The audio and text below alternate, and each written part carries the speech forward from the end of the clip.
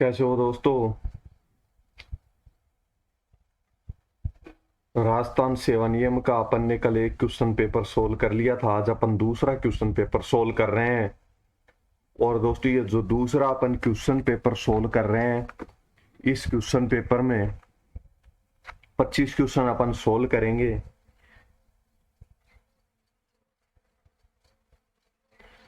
एक एक question solve करेंगे और आप सबको इन क्वेश्चन पेपर्स की मदद से दोस्तों मैं बार बार एक बात रिवाइज कर रहा हूं कि दोस्तों ये 75 क्वेश्चन के क्वेश्चन पेपर हैं। इनमें से दोस्तों आपको 5 क्वेश्चन तो यों के यों मिल जाएंगे। ये 5 क्वेश्चन इन्हीं में से आपको मिल जाएंगे, चाहे ऑप्शन में से पूछे, चाहे वो आपके हेडिंग क्वेश्चन के हेडिंग में से पूछे।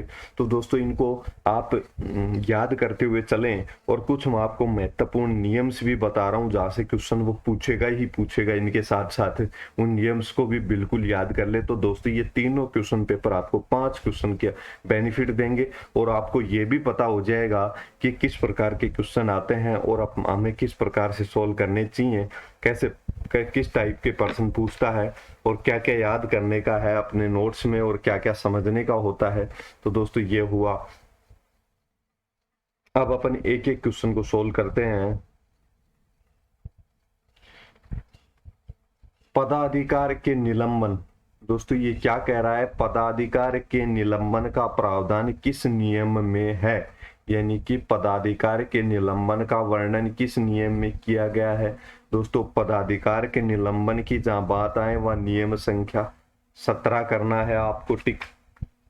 क्योंकि दोस्तों पदाधिकार का निलंबन स्पष्ट शब्दों में हेडिंग लिखा हुआ है नियम संख्या 17 का, और पदाधिकार के निलंबन के संबंध में नियम संख्या 17 है। अब दोस्तों ऑप्शन में दे रखा है नियम संख्या 18। तो दोस्तों ये एक एक बता देता हूं मैं आपको।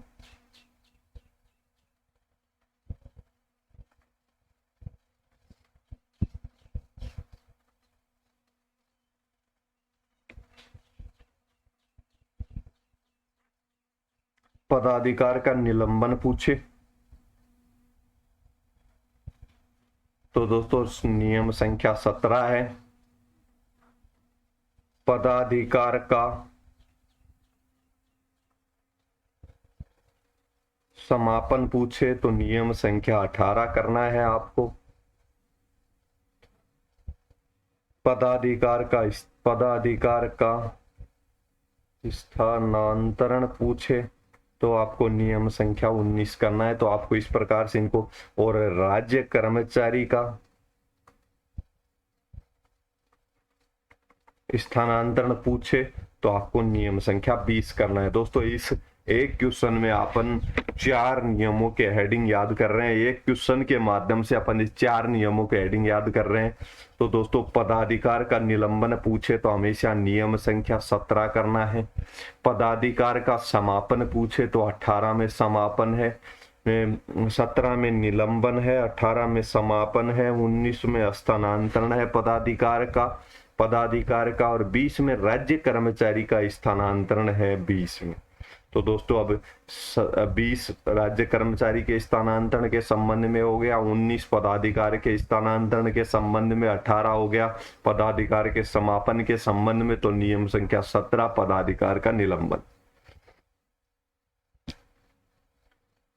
अवकाश का अर्जन कैसे किया जाता है। दोस्तों अवकाश का अर्जन मैंने आपको जब उपार्जित अवकाश पढ़ाया था,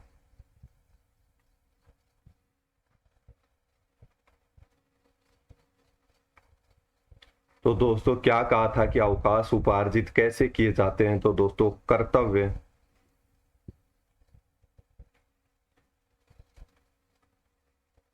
निष्पादन बोले या संपादन बोले एक ही बात है। निष्पादन या संपादन के द्वारा अवकाशों का क्या किया जाता है, अर्जन किया जाता है। और नियम संख्या है ये 57।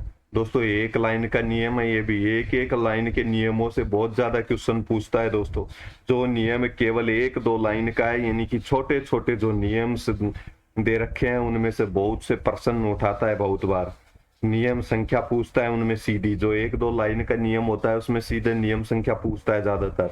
तो अवकाश का अर्जन नियम संख्या 57 में दे रखा है कि अवकाश का केवल एक लाइन में बता रखा है कि कर्तव्य निष्पादन एवं संपादन द्वारा अवकाश का क्या किया जाता है, अर्जन किया जाता है। अवकाश का क्या किया जाता है दोस्तों, अवकाश का अर्जन किया जाता है, कमाए जाते हैं अवकाश।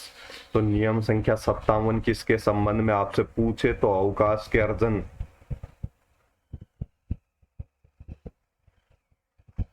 अवकाश के अर्जन के संबंध में कौन सा पूछे कि कर्तव्य संपादन द्वारा अवकाश का अर्जन किया जाता है, तो नियम संख्या 57 आपको करना है।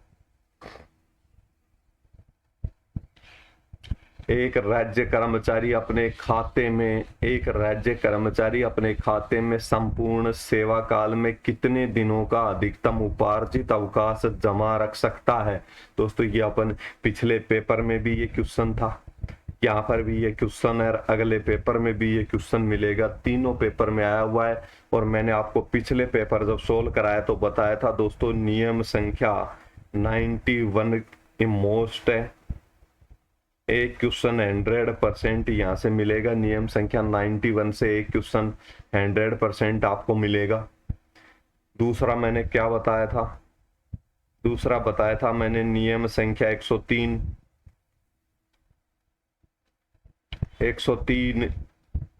ए, 103 बी, 103 सी।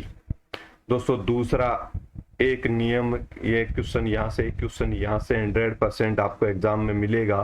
तो ये जो अपने अवकाशों का अर्जन के संबंध में की देता,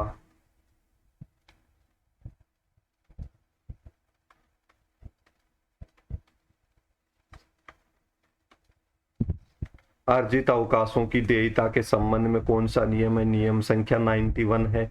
ये क्या कहता है, 300 दिन तक के कोई भी कर्मचारी उपार्जित अवकाश अपने खाते में अधिकतम रख सकता है। तो उत्तर हो जाएगा 300 दिन। अदेय अवकाश, दोस्तों ये एक तरह से अर्ध वेतन अवकाश का, अर्ध वेतन जो अवकाश है उनका बिना खाते में अवकाश हुए एडवांस में अवकाश लेने के समान है। जब आपके खाते में अर्धवेतन अवकाश जुड़ेंगे तो वो काट लिए जाएंगे। इन अदेय अवकाश के अंतर्गत आधा वेतन मिलता है और अर्ध वेतन में भी आधा वेतन मिलता है। तो अदेय अवकाश पूर्ण सेवा अवधि में सीमा तक सीमित होते हैं, यानी कि पूरी सेवा काल में अर्ध वेतन अवकाश कितने दिन तक कोई कर्मचारी है वो ले सकता है। तो दोस्तों ये अपने नियम संख्या 93 के पॉइंट संख्या 3 के अंदर दे रखा है। क्या दे रखा है दोस्तों, 90 दिन का वर्णन नहीं है कहीं पे भी, 300 दिन का भी नहीं है। प्रसूति अवकाश और दत्तक ग्रहण अवकाश में 180 दिन का वर्णन है, इसमें 180 दिन भी नहीं है। और 160 दिन के अवकाश ले सकता है, नियम संख्या 93 के अंदर यह दे रखा है अदेय अवकाश।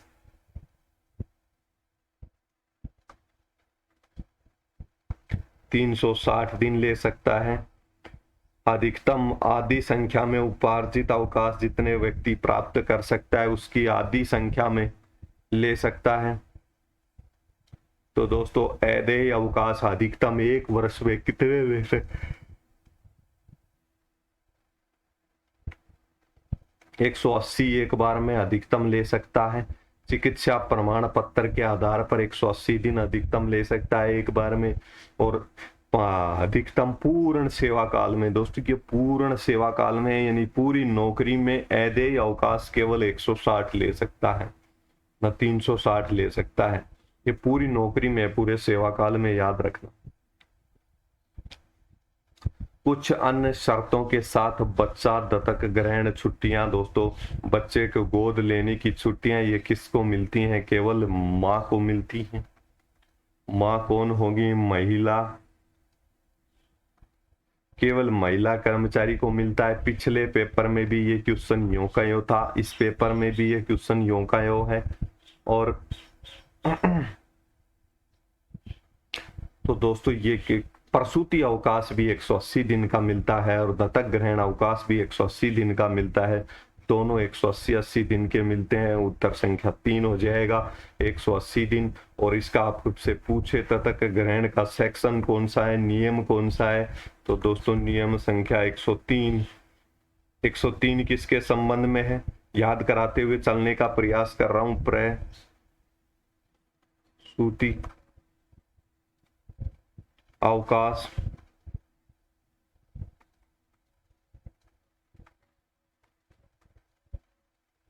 एक 103A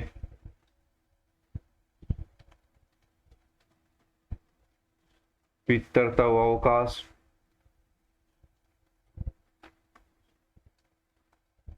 और 103B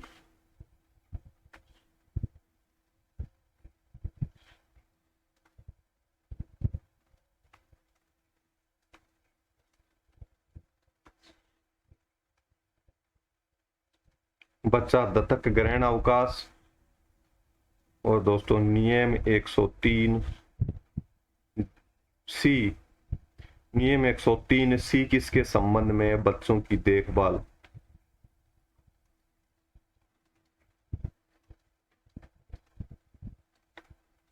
बच्चों की देखभाल के संबंध में दोस्तों यहां से एक क्वेश्चन आपको 100% मिल जाएगा एग्जाम में।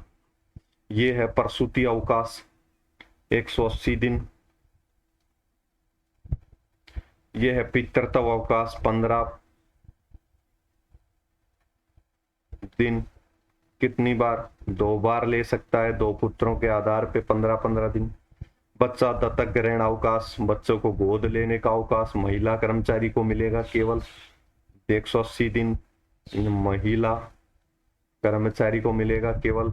और बच्चे की देखभाल के लिए दोस्तों ये 730 दिन का अवकाश मिलता है, ये बच्चे की देखभाल के लिए मिलता है, ये भी महिला कर्मचारी को मिलता है।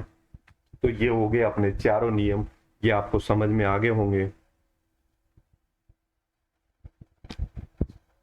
कोई भी सरकारी कर्मचारी खालिस्तान की अवधि में किसी भी प्रकार का अवकाश अर्जित नहीं करता है। दोस्तों आप सबको पता होगा प्रवेक्षकाधीन प्रशिक्षणार्थी किसी भी प्रकार का अवकाश का अर्जन नहीं करता है। प्रवेक्षकाधीन प्रशिक्षणार्थी, प्रवेक्षकाधीन प्रशिक्षणार्थी है ये दोस्तों पूरा नाम, अपन परिभाषा पढ़ के भी आए हैं। प्रवेक्षकाधीन प्रशिक्षणार्थी पूरा नाम है।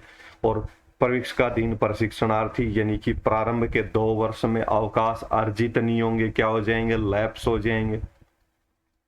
जब तक आपकी ट्रेनिंग चलेगी तब तक आप अवकाश अर्जित नहीं कर सकते, आपके अवकाश क्या हो जाएंगे, लैप्स हो जाएंगे। जब तक आपका प्रोबेशन पीरियड चलेगा 2 साल तक प्रवेक्षकाधीन प्रशिक्षणार्थी कहलाएंगे। आप जब जूनियर अकाउंटेंट बन जाएंगे तो उस समय आप अपनी छुट्टियां ले सकते हैं। अगर छुट्टियां नहीं लेंगे तो उस 2 वर्ष के पीरियड की छुट्टियां लैप्स हो जाएंगी। एक पुरुष है कोई प्रवेक्षकाधीन प्रशिक्षणार्थी का 15 दिन का पितृत्व अवकाश किस नियम के तहत स्वीकृत किया जा सकता है। दोस्तों 15 दिन का पितृत्व अवकाश प्रशिक्षणाधीन प्रशिक्षणार्थी को भी देय है। और ये नियम कौन सा है दोस्तों, पितृत्व अवकाश के संबंध में आप इससे भी इस क्वेश्चन के ऑप्शन से भी पता कर सकते हैं। तो अभी अपन इससे पहले वाली स्लाइड में देखिएगा पितृत्व अवकाश 103A पढ़ के आए हैं और यहाँ वापस से उसी से संबंधित क्वेश्चन है। पितृत्व अवकाश के संबंध में यही रहा, ये वो का वो क्वेश्चन है।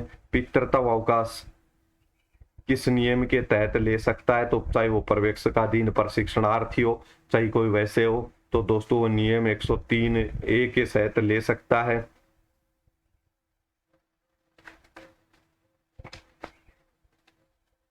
तो दोस्तों वैसे तो अपन ने ऑप्शन खोज लिया,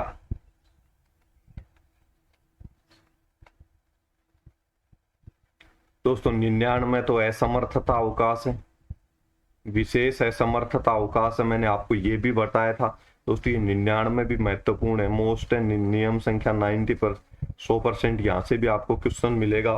विशेष असमर्थता अवकाश के संबंध में है ये नियम भी।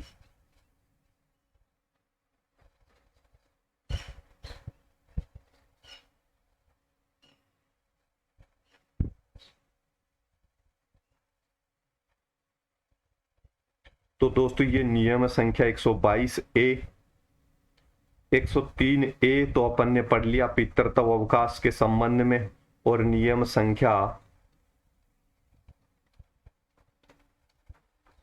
122 ए में स्पष्ट रूप से क्या कह रखा है दोस्तों, ये भी एक लाइन 2 लाइन का नियम है कि प्रशिक्षकाधीन प्रशिक्षणार्थी की अवधि के दौरान कोई अवकाश दे नहीं होगा।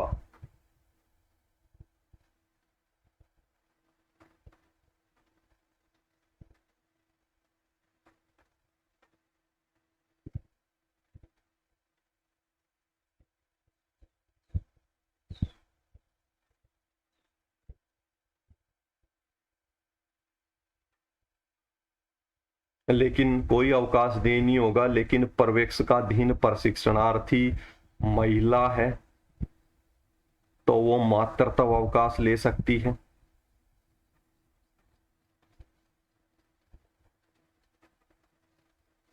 पुरुष है दोस्तों, महिला है तो मातृत्व अवकाश ले सकती है नियम संख्या 222 ए के अनुसार। पुरुष है तो 15 दिन का क्या ले सकता है, पितृत्व अवकाश ले सकता है। पुरुष है तो दोस्तों ऑप्शन संख्या 1 हो जाएगा। सेवानिवृत्ति पर अनुपयोजित उपार्जित अवकाशों की एवज में नगद भुगतान किया जाता है। दोस्तों ये अब देखिएगा, मैंने आपको बताया था मोस्ट इंपोर्टेंट में, तो देखिए यहां ध्यान से, नियम 91 किसके संबंध में था, उपार्जित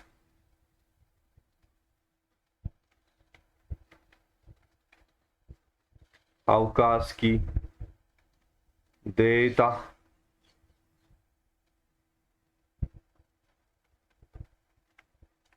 नियम 91 ए। नियम 91 ए क्या है, सेवा काल के दौरान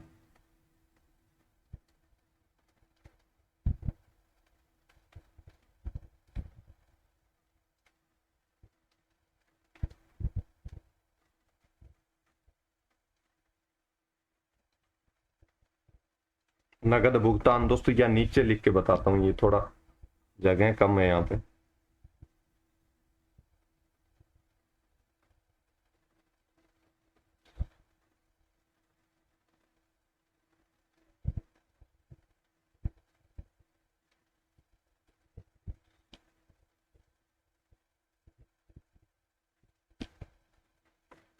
दोस्तों देखना नियम, दोस्तों मैं जो ये चीजें लिख के समझा रहा हूं, इसका मेरा प्रयास ये है कि यहां से अगर क्वेश्चन आता है तो दोस्तों आप आराम से कर पाए। ये मेरा उद्देश्य 91 किसके संबंध में है, उपार्जित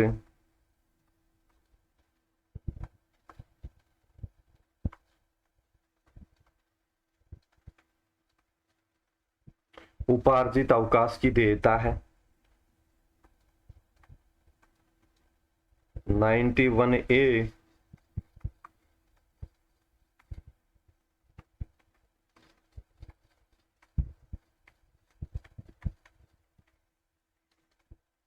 उपार्जित अवकाश का सेवा काल में भुगतान, नकद भुगतान,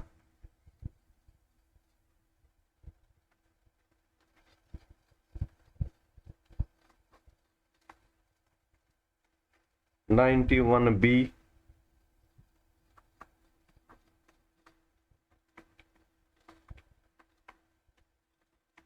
उपार्जित अवकाश का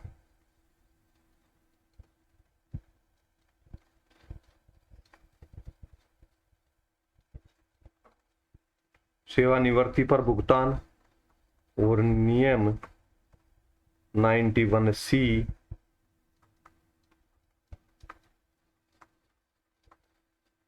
उपार्जित अवकाश का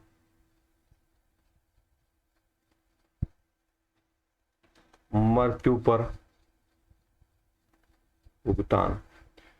दोस्तों ये चारों नियम हैं, यहां से भी आपको क्वेश्चन मिलेगा। मैं बार बार कह रहा हूं 100% यहां से भी आपको एग्जाम में क्वेश्चन मिलेगा। उपार्जित अवकाश की देयता नियम संख्या 91 है। ये किसके आधार पे होता है, सेवानिवृत्ति पर अनुपयोजित उपार्जित अवकाश की एवज में, यानी कि सेवानिवृत्ति पर।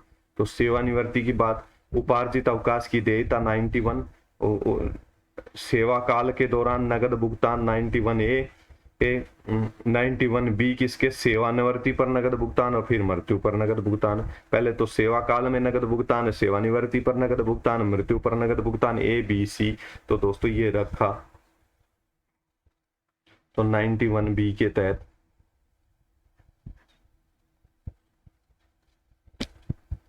एक सरकारी कर्मचारी विदेशी सेवा की समाप्ति पर अवकाश लेता है, उसका प्रत्यावर्तन प्रभावी होगा दोस्तों जिस दिन वह विदेशी सेवा के पद पर त्याग करता है, नहीं, जिस दिन वह सरकार में पदभार ग्रहण करता है उसी दिन माना जाएगा। लेकिन दोस्तों आपकी इस क्वेश्चन में आरपीएससी ने उत्तर ये माना था, वास्तव में उत्तर सही नंबर 2 है। लेकिन अगर ऐसे का सेम ये का ये क्वेश्चन अगर रिवाइज होता है, इस क्वेश्चन को रट लेना, अगर ये का ये क्वेश्चन रिवाइज होता है तो आपको उस ऑप्शन संख्या 3 करके आ रहा है उस दिन से जिस दिन से सरकार निश्चित करे, क्योंकि आपके पास ऑब्जेक्शन लगाने के लिए आरपीएससी की आंसर की प्रीवियस पहले वाली आंसर की काम आ जाएगी। तो दोस्तों इसके लिए अधीनस्थ बोर्ड को एक सरकारी कर्मचारी विदेशी सेवा की समाप्ति पर अवकाश लेता है, उसका प्रत्यावर्तन प्रभावी होगा। वैसे तो होना तो कब चाहिए दोस्तों, जब वो वापस पद विदेश सेवा पर उसकी समाप्ति कब मानी जाती है, जब वो आकर के पदभार ग्रहण करता है उस दिन से विदेश सेवा समाप्त मानी जाती है। लेकिन आरपीएससी ने उत्तर दोस्तों ये मान रखा।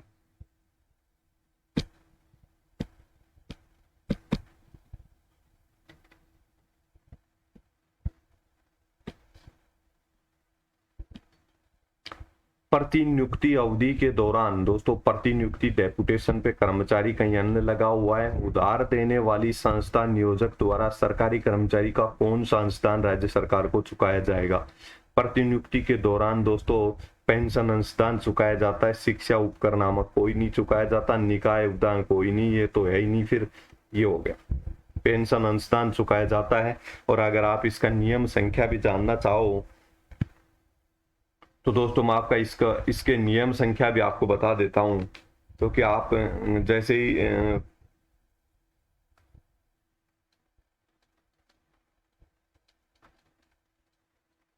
नियम संख्या 145 में दे रखा है पेंशन अनुदान एवं अवकाश का अनुदान के संबंध में।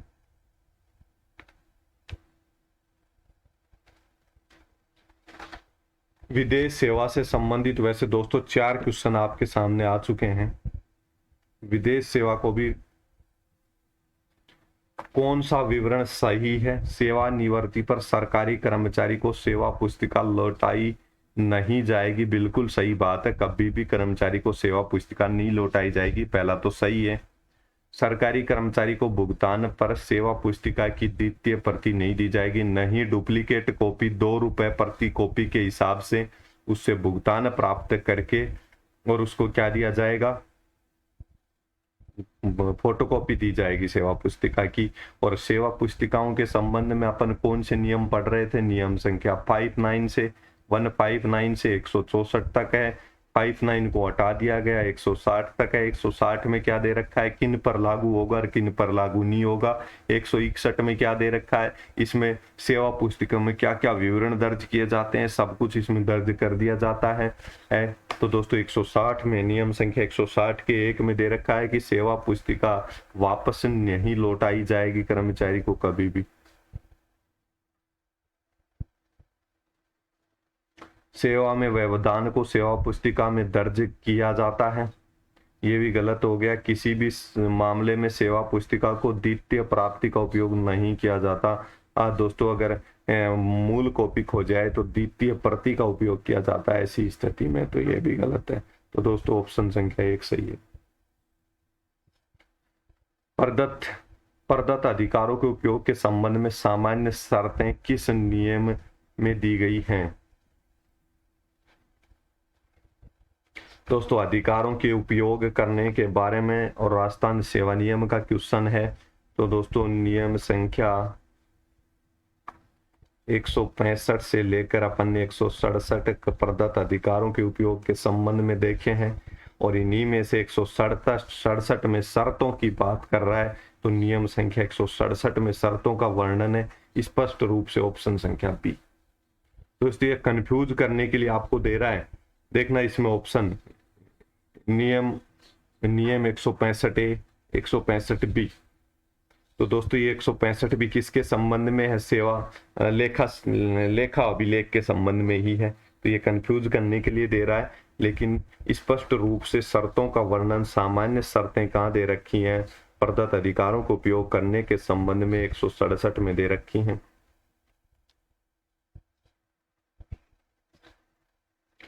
राजस्थान सिविल सेवा कार्यभार ग्रहण समय 1981 के नियम संख्या 4 के अंतर्गत कर्मचारियों को पदभार ग्रहण समय की देता है।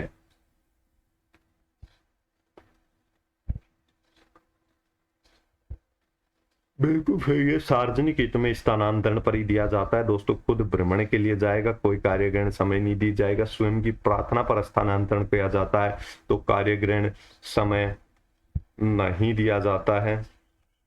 यह भी नियम संख्या 4 में दे रखा है। तो दोस्तों ऑप्शन संख्या 1 सही हो जाएगा।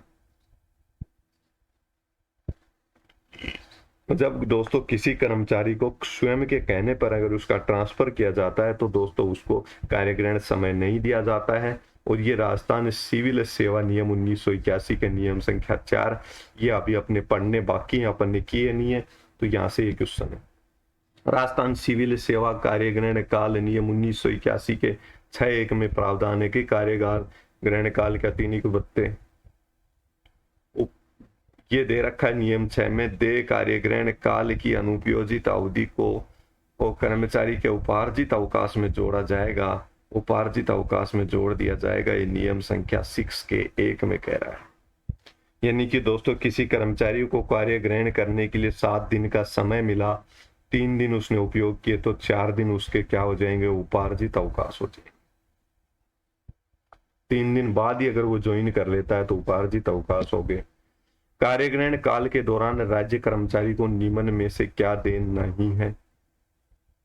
दोस्तों वेतन मिलता है कार्यग्रहण काल के दौरान, मकान किराया भत्ता भी मिलेगा, महंगाई भत्ता भी मिलेगा। तो दोस्तों वाहन भत्ता नहीं मिलता है। क्या नहीं मिलता? वाहन भत्ता नहीं मिलेगा कार्यग्रहण दौरान उसको।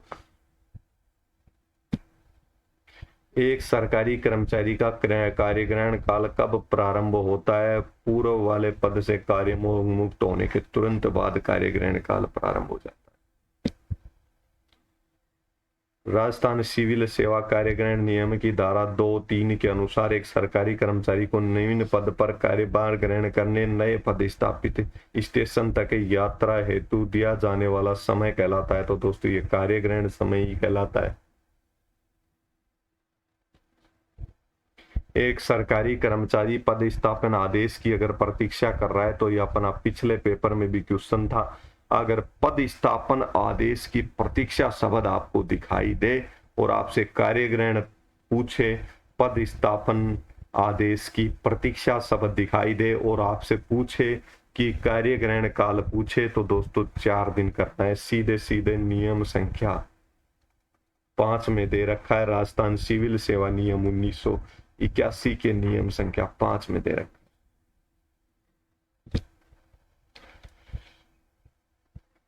निम्न में अंकित सीमा से अधिक कार्यग्रहण काल अवधि में 30 दिन की सीमा तक वृद्धि कौन कर सकता है? विभागाध्यक्ष कर सकता है। ये नियम संख्या 5(4) में दे रखा है।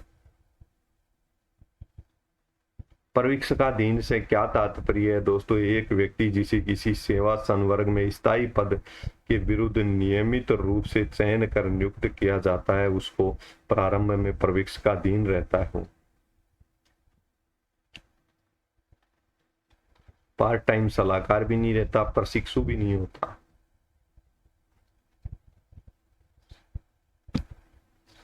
मानदेय दोस्तों, मानदेय जब किसी अतिरिक्त कार्य के लिए एक राज्य कर्मचारी को सामयिक या किसी प्रकृति के अतिरिक्त कार्य के लिए दिया जाता है, वो मानदेय। राजस्थान सेवा नियम खंड 1 के किस नियम में प्रथम नियुक्ति के समय आयु? दोस्तों ये मैंने आपको समझाया था, इसमें आपने डाउट भी बहुत सारे लेके आए थे। तो नियम संख्या 8A ये प्रथम नियुक्ति के समय आयु के संबंध में है, जो 16 वर्ष लिख रखी है। और अधिकतम आयु 40 वर्ष है जर्नल पुरुष के लिए। दोस्तों यहाँ से भी नियम संख्या 8 से भी तीनों एग्जाम में क्वेश्चन आया हुआ है पीछे के एग्जाम में, तो आप इसको भी 100% में मोस्ट में लगा लेना। नियम संख्या 8 एक पुरुष कर्मचारी है और जर्नल का है कैटेगरी का तो 40 वर्ष, महिला कर्मचारी है जर्नल की है तो 45 वर्ष, अन्य राज्य की कर्मचारी है तो जर्नल में आएगी तो भी 45 वर्ष। अब ओबीसी का अभ्यर्थी है, पुरुष है तो उसको 5 वर्ष की छूट, ओबीसी कैटेगरी की 45 वर्ष, महिला है तो 5 वर्ष महिला होने की, 45 में 5 की ओबीसी की होने की वजह से 50 वर्ष छूट है। इसी प्रकार से सभी रिजर्व कैटेगरियों में छूट है। तो ये नियम संख्या 8 एक आयु सीमा के साथ।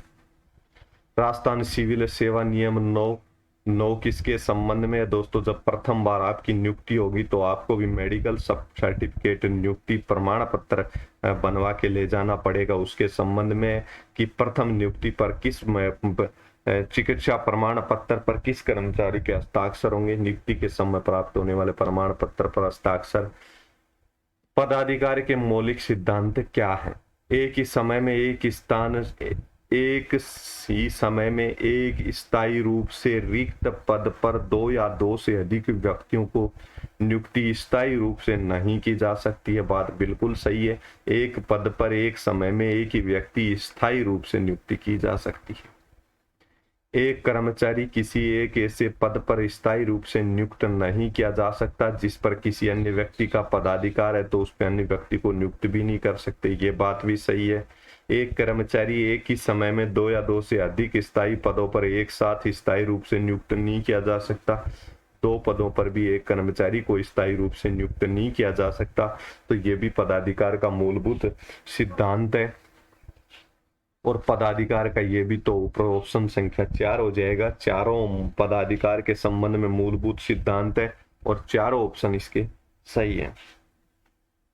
अब दोस्तों अपना नियम संख्या अपने 25-24 है।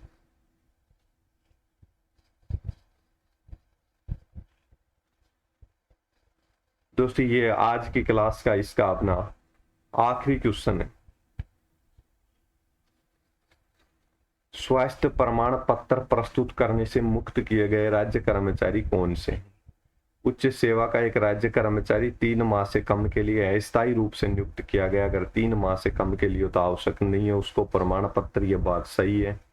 जो किसी प्रतियोगी परीक्षा के माध्यम से चयनित हुआ है, मेडिकल परीक्षा में ही हो गया, यानी कि पुलिस विभाग में है तो उसका मेडिकल हो करके ही उसकी ज्वाइनिंग मिली है, तो उसको भी चिकित्सा प्रमाण पत्र प्रस्तुत करने की आवश्यकता नहीं होगी।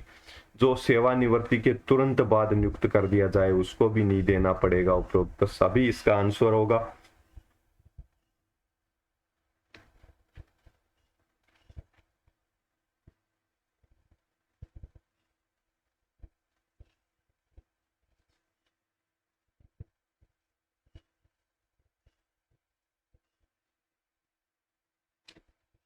अब एक बार दोस्तों मैं चेक कर लेता हूं कोई क्वेश्चन रह तो नहीं गया।